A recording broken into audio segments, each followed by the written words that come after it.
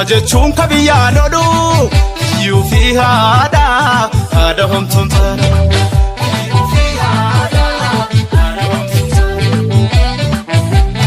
Awwaaressee goni oololu bobbooressee goni oololu okuuffisee gombisee galu.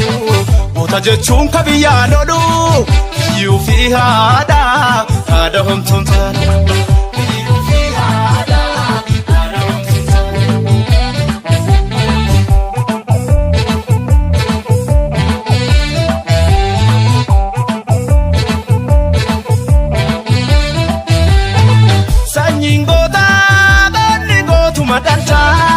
Gonni dhiigee daangaa fi dhiigaan kabachiisa.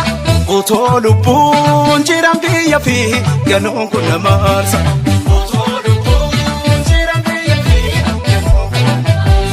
Lammii malee alagaan waa firan ta'u argite silaa namni biyya fi kan hin milkaa'u. Dhiiroti malee kanaachi biyya kooti dukkanaa'u.